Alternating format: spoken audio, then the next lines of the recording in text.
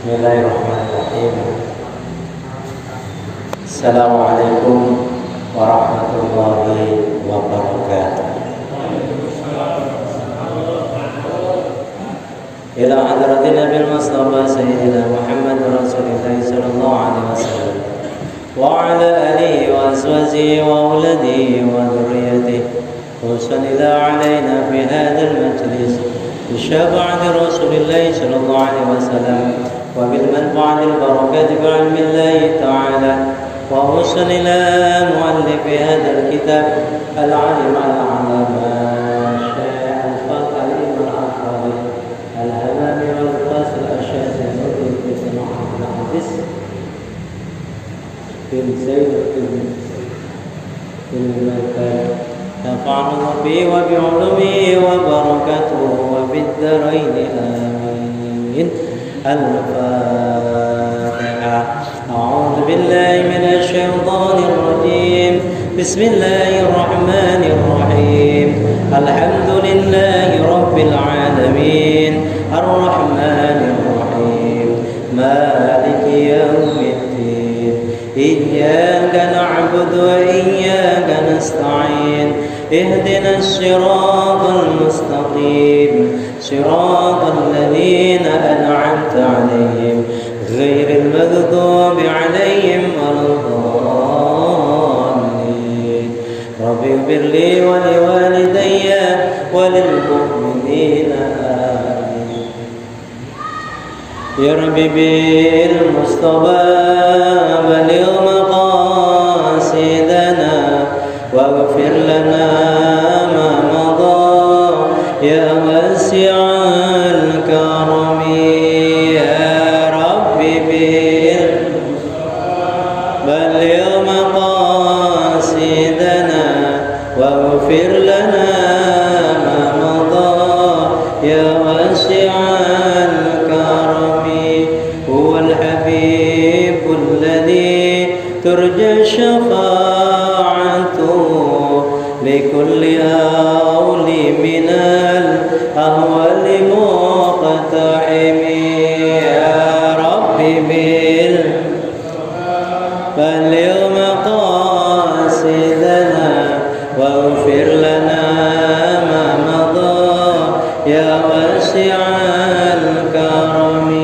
محمد سيد الكونين والثقلين والفريقين من عرب ومن عجم. يا رب بالمصطفى بلغ مقاصدنا واغفر لنا ما مضى يا واسع الكرم. مولاي صل وسلم دائما أبدا على الحبيب كخير خلق كلهم. يا رب بالمصطفى سيدنا واغفر لنا ما مضى يا واسع الكرم. اللهم صل وسلم وبارك عليه وعلى آله. Alhamdulillah wassalatu wassalamu ala rasulillah Muhammad bin Abdillah wa ala alihi wa sahbihi wa mawala. La hawla wa la quwwata illa billah. Amma ba'du wa ba'da tahiyyah. Hadrati muhtaramin para alimin ulama, para kiai, para asati, para sepuh, para ajengan, wabil khusus genap pengurus Masjid Jami' Nurus Sa'adah Jalan Bahari 3 nomor 88 RT 012 RW 04 Kelurahan Tanjung Priok Jakarta Utara, daerah khusus Ibu Kota Jakarta. Orang tua kita yang hadir pada kesempatan malam hari ini, sama-sama kita hormati dan kita takzimi Bapak Haji Ajam Sodri, Bapak Haji Qasim Hidayat, bapak-bapak yang lainnya yang mohon maaf tidak bisa sebutkan satu persatu.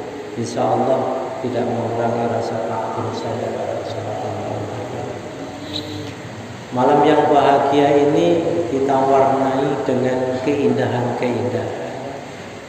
Karena banyak keindahan-keindahan itu yang kita rasakan, tapi kadang-kadang kita nggak merasakan itu adalah suatu keindahan. Kita kadang-kadang nggak nyadar ketika dikasih nikmat oleh Allah itu, nikmat itu tidak begitu terasa buat kita. Tapi itulah sebenarnya nikmat yang paling besar.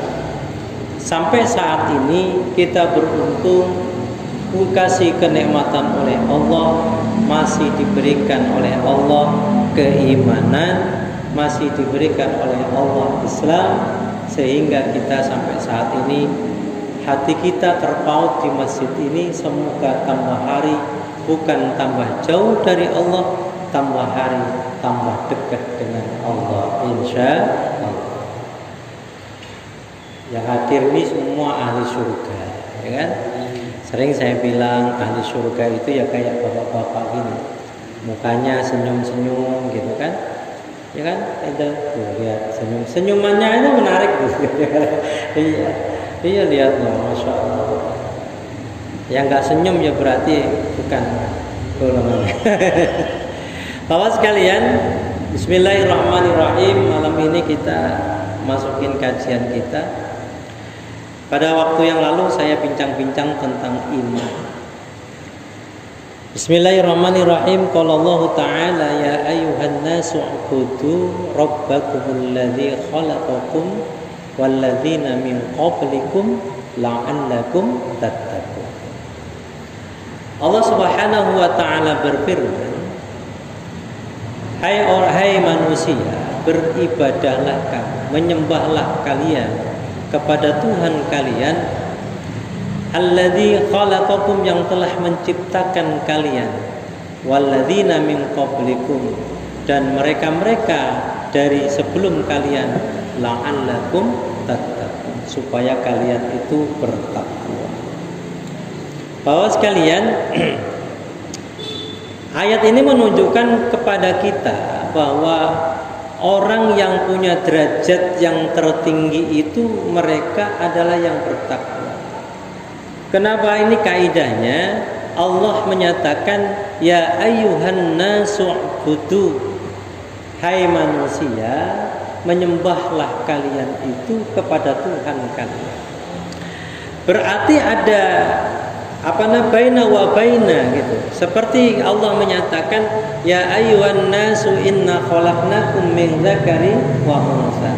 Hai manusia, pada akhirnya Allah itu menunjukkan siapa yang paling mulia itu adalah la'allakum tattaqun, inna akramakum indallahi atqakum.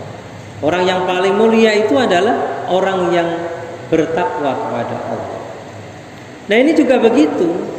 Ketika berbeda dengan konteksnya, kalau ya ayyuhalladzina amanu. Kalau ya ayyuhalladzina amanu selalu setelah itu disisipkan oleh Allah sebuah kalimat perintah. Supaya apa? Supaya orang-orang yang beriman ini menjalankan apa yang menjadi perintahnya Allah. Coba kita lihat. Ya ayyuhalladzina amanu aqimis shalah. Jangan jelaskan? Itu ada bentuk fi'il amr. Yang lain lagi. Ya ayyuhalladzina amanu sallu alaihi wa sallimu taslima. Perintah sholawat itu juga di awal. Orang yang disuruh oleh Allah nasu'budu itu diperintahkan, hai manusia diperintahkan kau sembahlah pada Tuhan kalian. Setelah menyembah, apa derajatnya? Yang paling tinggi adalah la'allakum tattaqun. Orang-orang yang bertakwa itu.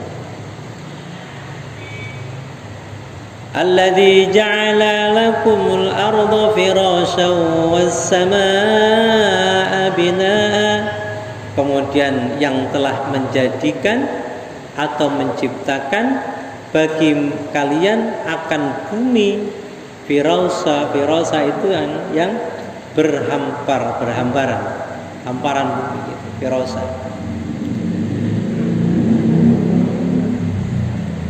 Was-samaa'i binaa'a, kan, kemudian wa anzala minas samaa'i ma, kemudian menciptakan langit itu dengan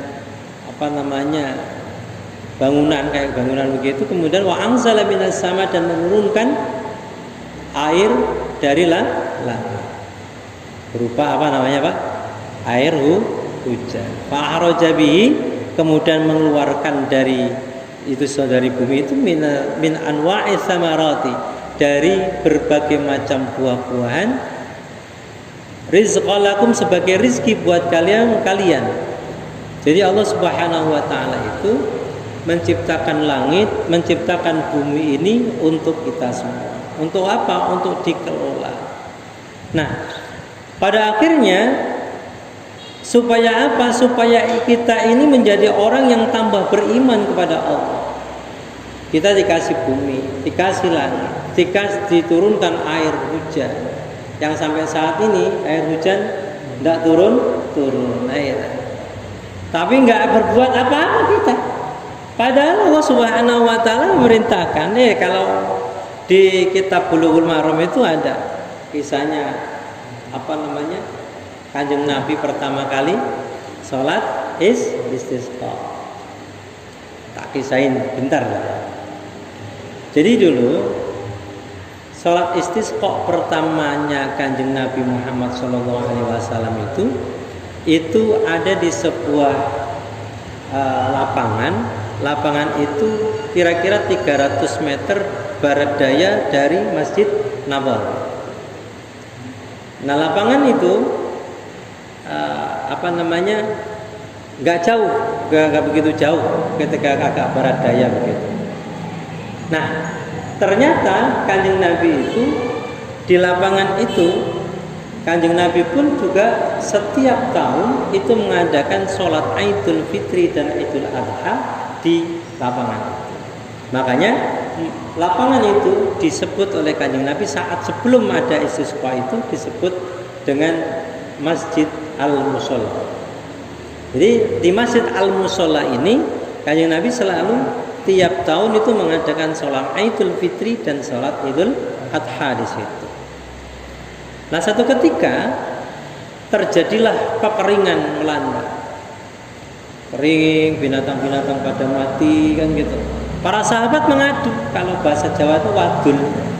Mengadu kepada Rasul. Ya Rasul, ini semuanya ini pada kering, semuanya pada mati. Gimana ini ya Rasul? Ya sudah, kalau begitu esok tolong menyuruh sahabat ya, kamu keluarkan mimbar itu kemudian kau letakkan di al-musolla.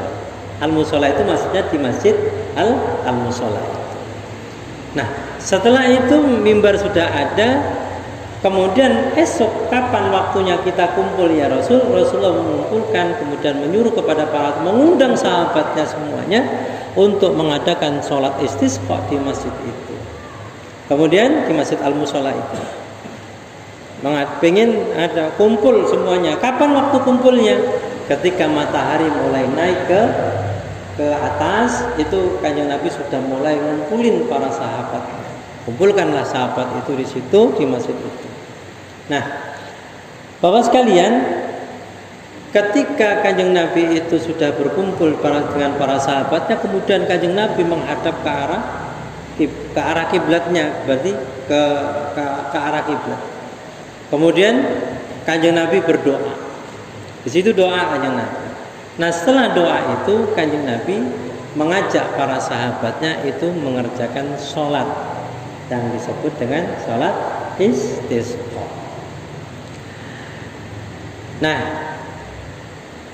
kenapa ini sholat kok sampai Allah itu mengadakan sampai kekeringan semuanya terjadi? Katanya Nabi, kalau kering begini semuanya, hendaknya kalian itu berdoa, fa'astajaba lakum. Doamu pasti akan dikabulkan oleh Allah. Jadi kalau musim kering begini, musim kemarau begini, kita sebenarnya suruh doa sama Allah. Enggak diam aja gitu. Kita santai-santai aja Pak ya, karena di Jakarta nggak ngerasa kering banget, nggak ngerasa. Tapi kalau di kampung sana sampai tanah itu belah, ya kan, kaki aja sampai masuk, ya kan, itu kerasa banget. Ya harusnya wilayah sana berdoa pada Allah kan begitu. Jangan dibiarkan, suruh doa oleh Allah itu, maka doa pasti akan dikabulkan oleh Allah dalam kondisi seperti itu. Akhirnya Kanjeng Nabi mengadakan sholat. Nah, sejak sholat istisqa itu, masjid itu berubah nama yang disebut dengan Al-Masjidul Ghimamah. Sampai sekarang ini kalau Bapak ke Madinah, masuk pintu 6, kemudian mau menuju ke ke Raudhah, itu mesti ngelewatin Masjid Abu Bakar, sama Masjid Ali, Masjid Umar. Nah, di sebelah sana itu ada namanya Masjid Al-Ghimamah. Ya Pak ya, ada Masjid Al-Ghimamah. Jadi kalau riwayatnya barang siapa yang bisa sholat di sore hari di situ, baik bukanya itu sore biasanya. Biasa saja kalau bisa sholat di situ 2 rakaat saja, maka seperti Allah menurunkan rezeki, seperti menurunkan air hujan. Karena sejarah hujan turun pertama ketika Kanjeng Nabi istisqa itu di situ sholatnya.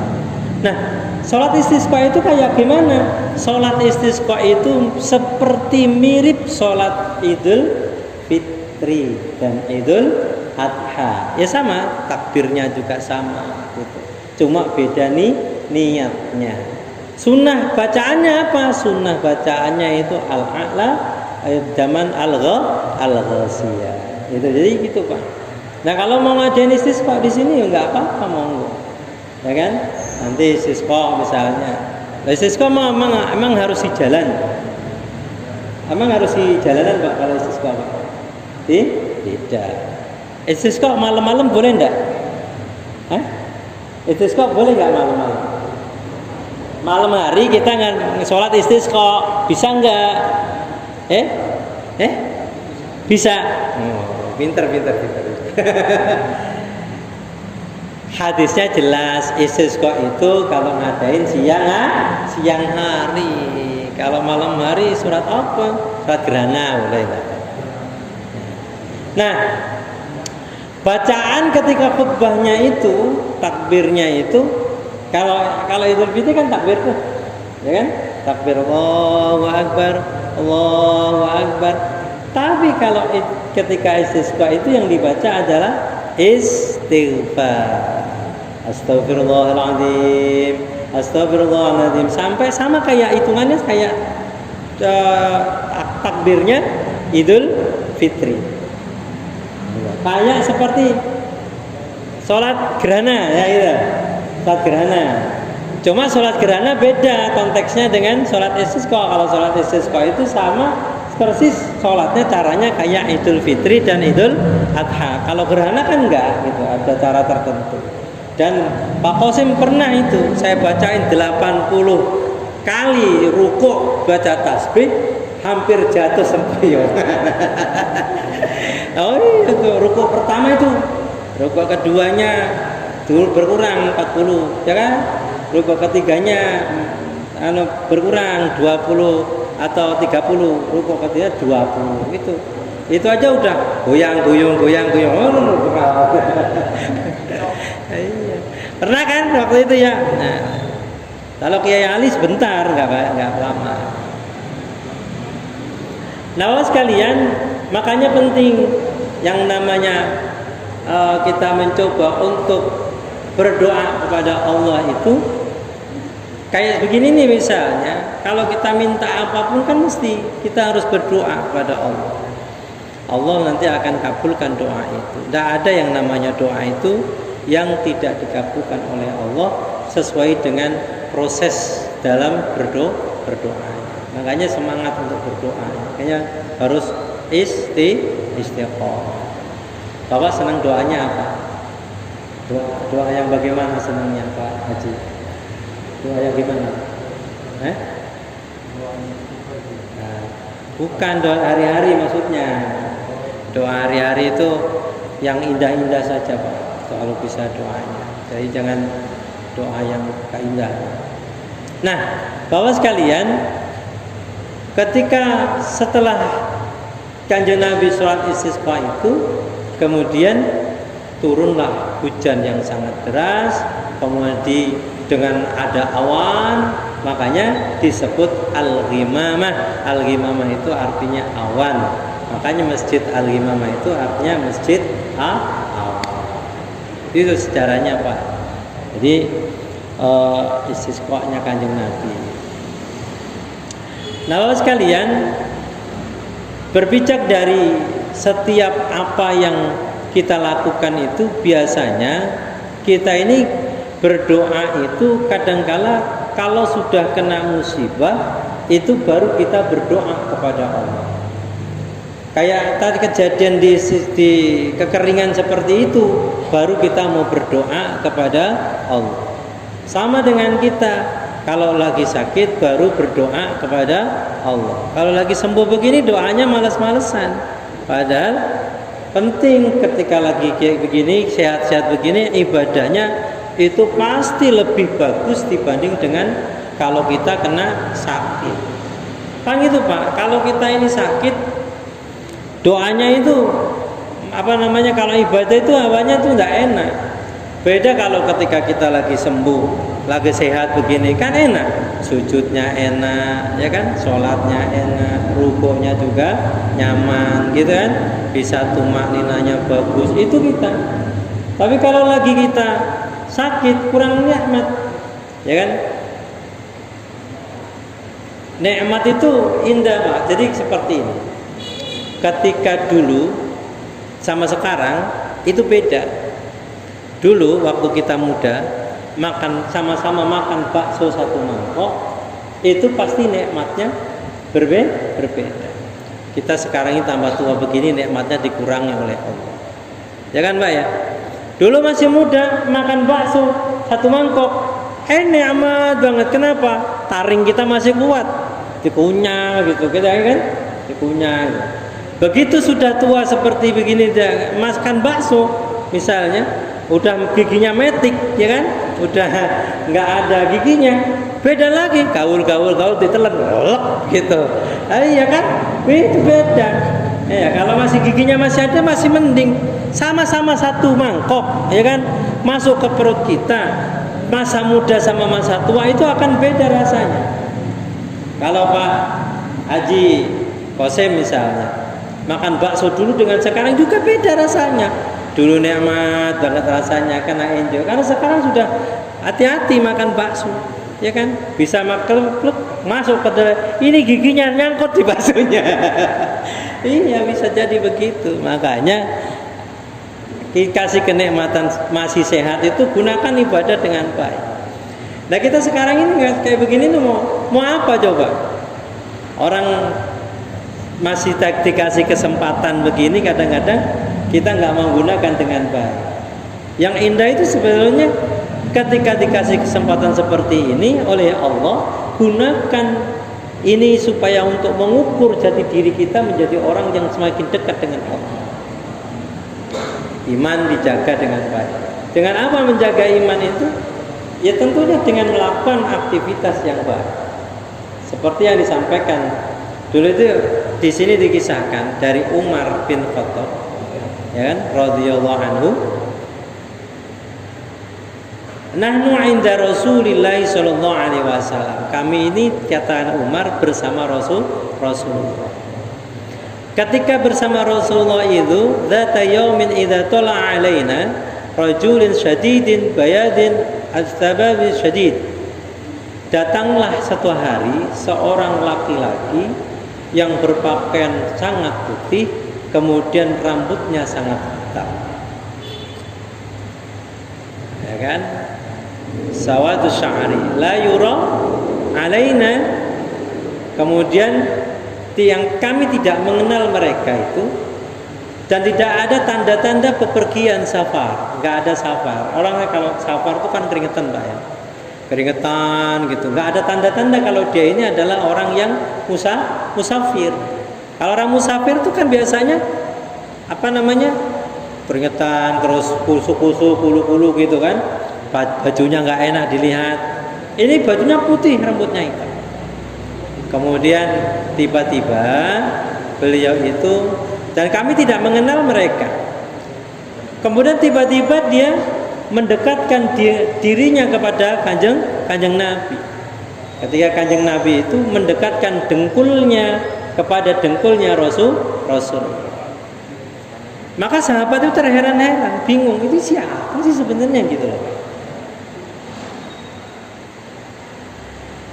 Fasnada rukbatayhi ila rukbatihi wa wada'a kaffayhi, kemudian meletakkan tangannya itu, kedua telapak tangannya di baginda Nabi, di pahanya kanjeng Nabi lah kalau tidak salah begitu. Waqala, kemudian dia itu ngomong, ya Muhammad, akhbirni anil Islam. Wahai Muhammad, kabarkan kepadaku itu tentang Islam. Ini cikal bakalnya pengertian dari Islam itu apa? Kabarkan kepadaku tentang Islam. Faqala Rasulullah sallallahu alaihi wasallam, Kanjeng Nabi Muhammad sallallahu alaihi wasallam bersabda, menjawab, al-Islamu an tashhada alla ilaha illallah wa anna Muhammadar Rasulullah wa tuqimus sholata wa tu'tiz zakah wa tasuma Ramadan wa tuhijjul baiti in istata'a ilaihi sabil. Kemudian Kanjeng Nabi menjawab, Islam itu adalah bersaksi bahwa tidak ada Tuhan selain Allah, bahwa Nabi Muhammad itu adalah utusan Allah, mendirikan sholat, kemudian menunaikan zakat, kemudian puasa Ramadan, kemudian haji ke Baitullah apabila mampu. Nah, setelah itu apa yang terjadi? Qala, orang tadi ngomong, sodaqta ya Rasul, kau benar ya Rasul. Yas'alu, kemudian laki-laki tadi bertanya kembali kepada Kanjeng Nabi, akhbirni anil iman, kabarkanlah kepadaku tentang iman. Qala, maka Kanjeng Nabi menjawab, ini kita baca teksnya dulu ya, antu'mina billahi wa rasul wa malaikatihi wa kutubihi wa rusulihi wal yaumil akhiri wa tu'minu bil qadri khairihi wa syarrihi. Apa itu iman? Iman adalah percaya kepada Allah, malaikatnya Allah, kitab-kitabnya Allah, rasul-rasulnya Allah, hari akhir, dan beriman kepada qada dan qadar, baik dan buruk. Nah, makanya ini kemudian bertanya lagi itu orang, wasyari minallahi ta'ala. Kemudian dia menjawab, sodaqta ya Rasul, engkau benar wahai Rasul. Qala, kemudian ngomong lagi itu, berjawab, akhbirni anil ihsan, ya, kabarkanlah kepadaku tentang ihsan itu apa. Karena yang namanya Islam, iman, ihsan itu satu korelasi yang tidak bisa dipisahkan. Apa ihsan menurut Kanjeng Nabi? An ta'budallaha ka'annaka tarahu fa illam takun tarahu fa innahu yaraka. Bapak sekalian, ihsan itu kata Kanjeng Nabi, menyembah kepada Allah seolah-olah kamu itu mengetahui Allah, ada gitu, atau seolah-olah engkau mengetahui Allah apabila Allah itu tahu, engkau mengetahui Allah, dan lam takun tarahu fa innahu yaraka. Apabila engkau tidak mengetahui Allah, Allah pun akan mengetahui atau melihat. Jadi seolah kita melihat Allah, kalau kita nggak mampu untuk melihat Allah, seolah Allah pun juga akan melihat. Nah, Bapak sekalian, Akhirnya para sahabat itu bingung. Ini siapa ya Rasul? Kata-kata, kok tanya tapi dijawab benar dengan sendirinya. Ketahuilah bahwa dia adalah malaikat Allah yang memberikan pelajaran tentang iman, Islam dan ihsan kepada kita. Makanya Bapak sekalian, lantas apa pengertian iman? Waktu yang lalu sudah saya sampaikan. Al-imanu tasdiqu bil qalbi wa iqraru bil lisan wa amalu bil qalbi. Iman itu adalah membenarkan dalam hati, tasdiqu bil qalbi wa iqraru bil lisan, kemudian mengikrarkan dengan lisan, wa amalu bil arkan, dan kemudian mengakukan dengan anggota badan. Nah, karenanya antara iman, Islam itu dan ihsan tidak bisa dipisah-pisahkan. Kenapa? Iman akan sempurna dengan Islam. Islam, iman akan sempurna pun dengan ihsan. Nah, karenanya ayo sama-sama kita berupaya. Ketika kita menjadi orang yang beriman kepada Allah, maka kita berupaya supaya kita ini tambah hari tambah dekat dengan Allah. Dengan apa? Ibadahnya supaya diperbaiki. Saat kita merasakan betapa indahnya dalam hidup itu ketika kita selalu bersama Allah. Kita harus punya prinsip Allahu ma'ana. Allah itu selalu bersama kita. Kalau itu yang terjadi, maka semangat untuk ibadah itu pasti ada. Rugi rasanya kalau kita meninggalkan untuk membaca Al-Quran.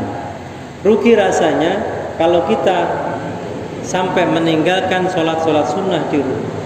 Rugi rasanya kalau kita di rumah itu tidak ngapa-ngapain, padahal kesempatan itu sangat banyak buat kita untuk Allah.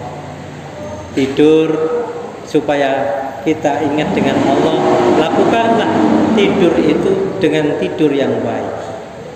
Apa? Tidur yang baik itu sebelumnya hendaknya kita berdoa kepada Allah. Doanya, Allahumma barik lana fima razaqtana wa qina adzabannar. Itu mah doa mau makan. Ya, bismika Allahumma ahya wa bismika amut. Itu doanya.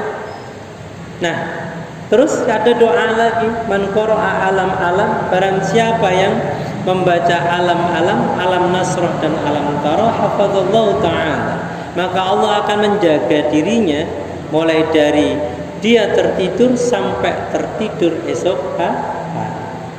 Kalau bisa itu dibaca, Pak. Alam nasrah laka sadrak, al-insyirah ya. Apa namanya? Alam nasrah laka sadrak.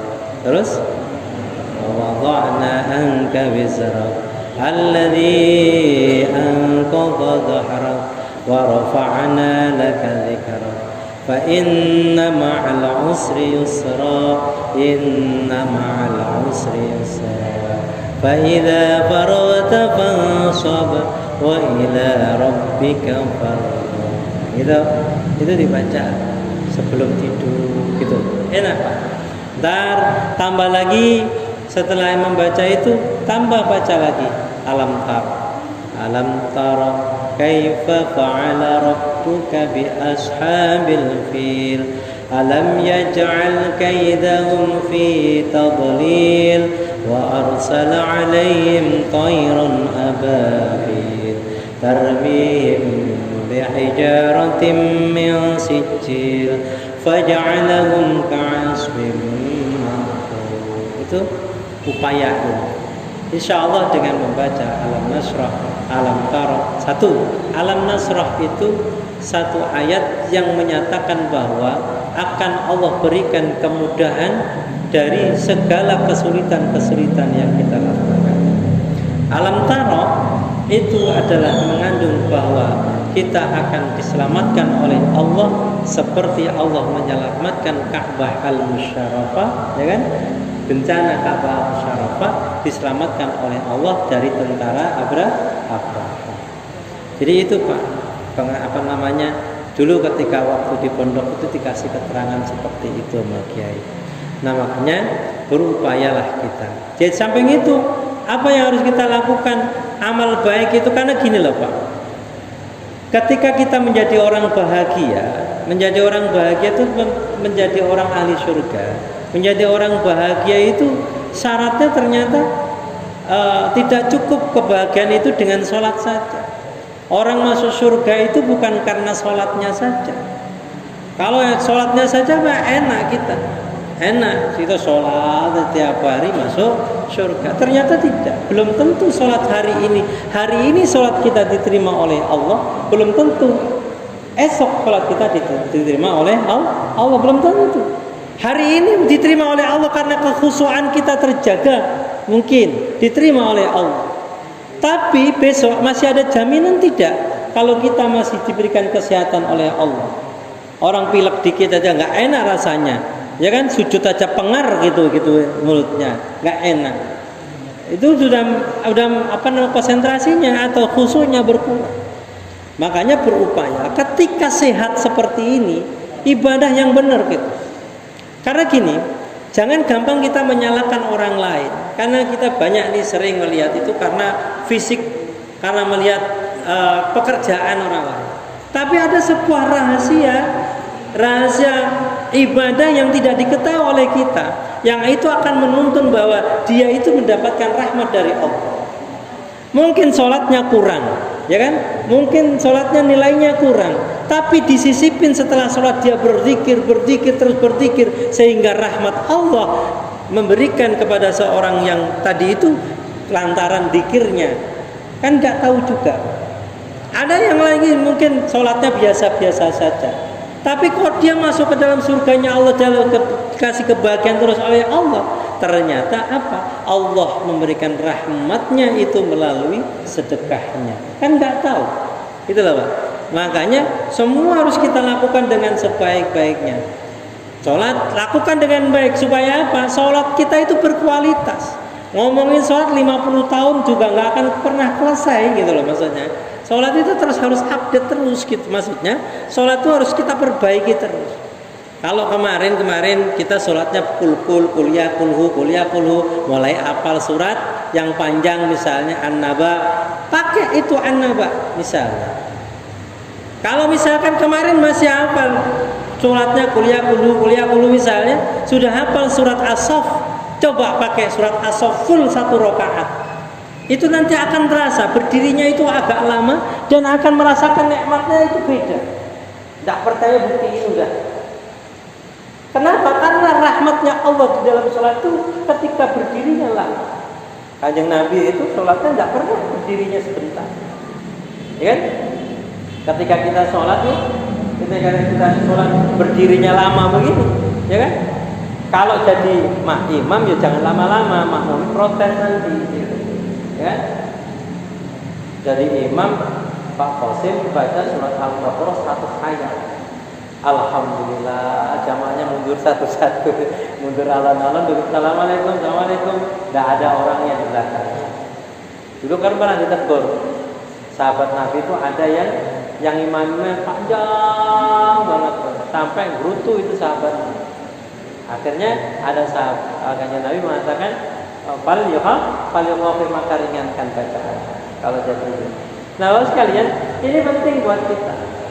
Makanya ketika kita memperbaiki diri itu, kita nanti akan merasakan nikmatnya itu ada. Nih, kalau biasanya sabihis yang kita baca ketika tahajud misalnya, coba cari ayat yang lebih panjangan lagi misalnya, nikmati betul. Orang 8 rakaat ditambah dengan 3 witir, itu 1 jam itu nikmat Pak. Nikmat. Ntar witirnya pakai surat 1000 dinar misalnya. Ya ayyuhan nabiyyu idza, itu surat At-Talaq misalnya. Atau tambah lagi surat At-Taghabun, ya kan? Dan sebagainya misalnya kayak begitu. Insyaallah itu nanti akan punya nilai yang lebih di hadapan Allah. Ya kalau ngantuk banget ya yang pendek saja enggak apa-apa. Yang penting istiqomah. Nggak usah banyak-banyak sholatnya. Kalau memang biasanya 2 rakaat, 3 rakaat misalnya, ya nggak apa-apa. 1 rakaat minimal itu 1 rakaat sholat witir, itu disebut qiyamul lail itu udah. Jadi kalau bapak memang nggak enak, capek, lelah banget itu, wes 2 rakaat tahajud, ya kan, 1 rakaatnya witir, udah cukup. Yang penting jangan lewatkan saat-saat itu. Saat-saat kita berkomunikasi baik-baiknya dengan Allah itu jangan kita lewatkan. Antara di sepertiga malam akhir, di waktu-waktu sahur itu jangan pernah kita lewatkan. Ya kan, kalau kita lewatin rugi itu Pak. Karena hari ini nanti, nih Pak, mohon maaf ya. Kalau hari ini kita nggak melakukan, nggak mungkin akan mengulang lagi gitu maksudnya. Kalau hari ini kita gak melakukan sholat tahajud misalnya, akan hilang begitu saja dan ruginya sangat besar. Ya, hari ini kita gak baca Quran misalnya, ruginya besar. Lah Bapak ngapain aja tadi? Kemana kita? Dikasih umur, dikasih ini, tapi gak dipakai dengan baik. Santai aja, ya kan? Pada asar nggak mau baca tasbih, ya? Padahal baca tasbih pagi dan petang itu sangatlah diidam-idamkan, ya Pak. Kalau pagi pada subuh baca tasbih itu Bapak pasti sudah terbiasa kalau subuh. Tapi petang ini Pak yang berat. Menjelang matahari terbit, menjelang maghrib kita baca tasbih itu jarang yang terjadi. Saya aja suka kadang lupa Pak Haji, jujur suka lupa. Ini kalau menjelang maghrib tuh baca tasbih, subhanallah walhamdulillah wala ilaha illallah wallahu akbar. Nggak usah banyak-banyak Pak, 100 kali aja misalnya. Kalau enggak ya 7 kali, kalau enggak ya 3 kali, kalau enggak sama sekali aja misalnya masih ingat, subhanallah walhamdulillah wala ilaha illallah wallahu akbar, sambil direng-rengin subhanallah, kan enak itu, walhamdulillah wala ilaha illallah wallahu akbar. Ayo Pak, bareng-bareng, subhanallah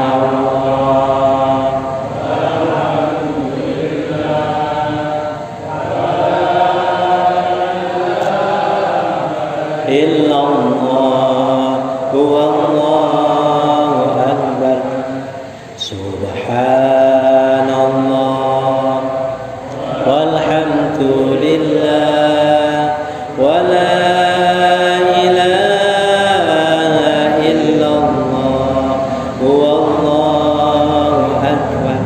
Ada yang mewiridkan tasbih ini? Ada yang suka mewiridkan tasbih ini? Ada? Luar biasa kalau ada. Diwiridin Pak. Wirid itu ada hitungannya. Bapak mau hitung misalnya 100 kali setiap hari. Bedanya wiridan sama zikir apa sih Pak? Kalau wiridan itu adalah kita punya tujuan tertentu dengan hitungan yang kita inginkan. Biasanya kiai-kiai kita itu kasih ijazah itu, kalau baca sholawat 1000 kali kayak gitu tuh, itu namanya wiridan namanya. Nanti kalau kita lakukan namanya wirid. Tapi kalau nggak ada hitungannya nama zikir. Gitu. Kita wirid aja, kita zikir gitu. Misal Bapak mau berapa, tapi istiqomah. Kalau istiqomah itu luar biasa. Ini tasbih, ya kan? Dulu kalau diamalkan itu, Mbak Yai pernah bilang, kalau kalian itu pengen hajat kabul, banyakin baca tasbih. Ini wiridan dipakai atau dibaca untuk apa? Supaya pahalanya itu sama dengan pahala haji dan pahala umroh. Kalau Bapak pengen cepat haji dan umroh, banyakin baca tasbih. Dan itu terbukti Pak. Teman-teman saya itu dihajikan sama bos-bosnya. Amalannya ya ini tasbih. Tiap malam dia tasbih, kapan saja dia tasbih. Enggak ada buruk. Ayo Pak, semangat. Yang sholawat silakan dilanjutkan baca sholawatnya, ya kan? Sholawat Jibril silakan, ya kan? Yang apalagi zikir la ilaha illallah, diistiqomahin. Semuanya itu kalau tujuannya lillah pasti sampai kepada Allah. Jadi wusul sampai pada Allah itu pasti. Jadi zikir apapun yang kita lakukan, kalau itu lillah karena Allah, pasti akan sampai kepada Allah Subhanahu wa ta'ala. Apa yang kita inginkan, Allah itu maha tahu. Apa yang kita inginkan, cita-cita seperti apapun, Allah juga maha tahu segala-galanya. Kadang belum kita meminta kepada Allah, Allah sudah berikan buat kita. Ya kan Pak ya? Sering kan begitu? Aku besok mau ini belum sampai ngomong besok mau bayar utang, tiba-tiba Allah sudah anterin duitnya untuk membayar cicilan. Begitu. Yaitu wasilah tasbih bukan? Tasbih yuk, tasbihan kita ya. Tasbih bukan ini yang itu bukan itu namanya biji tasbih itu ya. Tapi jarang Pak sekarang orang pakai itu. Sekarang hitungannya udah klek gitu kan ya. Udah pakai digital. Iya kan hitungannya. Kayak itu pakai digital sampai 10.000 gitu kan. Terus sahabat saya juga pakai digital. Begitu ketinggal sama anaknya, hilang gitu. Ya itu. Makanya jarang yang udah pakai hitungan. Dulu kan kalau ba'da subuh itu orang-orang itu kalau bawa tasbih, sini juga ada tasbih kan? Oh ini. Ada tasbih. Sambil bawa begini kan? Begini belakang nih begini. Dulu. Sekarang nggak ada yang begitu. Ayo Akang, begitu nggak? Enggak kan? Enggak. Pak, ayo. Enggak bawa tasnya kan? Enggak. Dulu orang seneng gemar kalau mau ke masjid, pulang dari masjid yang dipegang tasbih. Sekarang apa? Ke masjid, pulang dari masjid yang dipegang adalah handphone, ya kan? Ya. Seberapa banyak ngulik WhatsApp tapi nggak pernah mau membaca tasbih. Jangankan kok bapak-bapak, saya juga begitu masalahnya, ya kan? Saya itu luar biasa Pak, ya kan? Dableknya itu makanya. Makanya berupaya. Ayo sama-sama kita berusaha, kita meningkatkan iman kita dengan memperbaiki semua amaliyah ibadah-ibadah kita supaya ibadah kita menjadi ibadah yang berkualitas di hadapan Allah Subhanahu wa taala. Al-Fatihah. A'udzu billahi minasyaitonir rajim. Bismillahirrahmanirrahim. Alhamdulillahi rabbil alamin. Arrahmanir rahim. Maliki yaumiddin. Iyyaka na'budu wa iyyaka nasta'in. Ihdinas siratal mustaqim. Siratal ladzina an'amta 'alaihim ghairil maghdubi 'alaihim waladdallin. Amin. Allahumma barik lana fi umurina wa barik lana fi ulumina wa barik lana fi arzakina wa barik lana fi dhurriyyatina. Rabbana atina fid dunya hasanah wa fil akhirati hasanah wa qina adzabannar. Wa sallallahu ala sayyidina Muhammadin walhamdulillahi rabbil alamin. Terima kasih. Hadanallahu wa iyyakum ajmain. Assalamualaikum warahmatullahi wabarakatuh. Waalaikumsalam warahmatullahi wabarakatuh. Demikianlah taklim malam ini yang disampaikan oleh Ustaz Muhammad. Mudah-mudahan